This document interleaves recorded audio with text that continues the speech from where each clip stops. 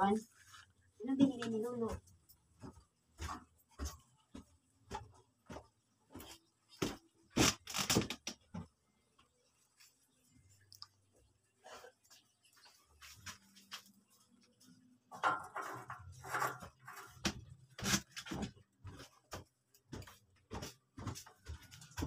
Tara na.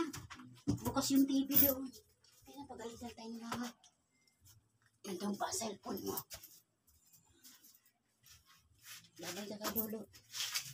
Babay na, Lolo. Bye-bye, baby. Dito tayo sa bahay niya.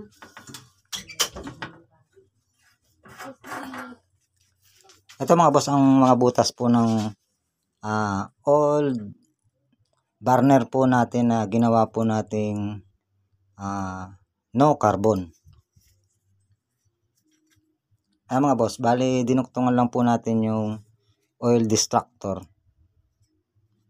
Pinahaba po natin. Ang butas po niyan 2.5 mm pa rin. Para po maabot niya yung ilalim kahit mahina po ang blower natin. Magalaw pa rin po niya yung langis kahit mababa po. Kahit mahina po ang blower natin, mahina ang ang hangin, magagalaw pa rin po niya ang langis. Ang angat naman po nito, ang angat po nito dun sa base plate natin mga boss 5 mm lang. Ang angat po nitong oil distractor natin. Ganun pa rin yan. Kung ano yung mga dati nating butas, yun pa rin po yan. Bali hinabaan lang natin tong oil distractor. Nilagyan natin ng spacer. Para po kahit mahina ang hangin, mabubuga pa rin siya, tatamaan pa rin po niya yung langis, magagalaw pa rin po niya. Ito po ang mga latest, yung mga dati po natin ito. Bali, wala po tayong binago dito sa mga butas. Ito lang, hinabaan lang natin to. Ito po ang butas ng burner ko kung gusto niyo pong gayahin. 6 na layer po ito mga boss. Siyempre, unang layer yung oil distractor.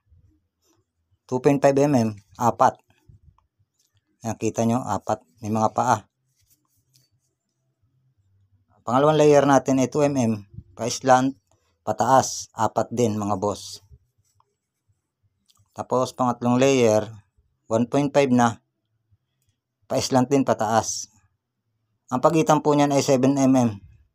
Galing dito, 7 mm. Galing dyan, 7 mm ulit. Tapos ito po, pang tatlong layer na po ito. Galing po sa oil distractor natin. 1.5 mm, 4 din siya. Galing naman po siya dyan, di sa pangatlong layer, ay mga 12 mm siguro po yan, mga 13 mm ganun. Tansyahin nyo na lang. Depende kasi sa burner, sa chamber mga boss. Tapos dito, 8 nilagay ko. Fire screener. Yan mga boss. 8 po yan. Kasi dati pa rin natin burner ito.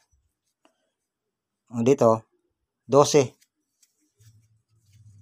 1.5 mga boss. Ito 1.5. 1.5 din yun. Lahat po yan 1.5 simula dun sa pangalawang layer. Sa 2, 3, 4.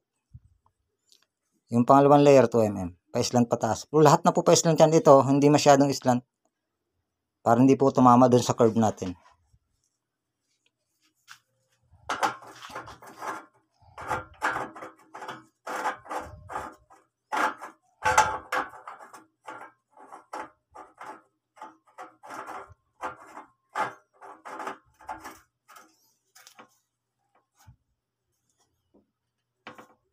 Konting thread na lang po ito kasi baka tamaan yung tamaan po itong butas natin.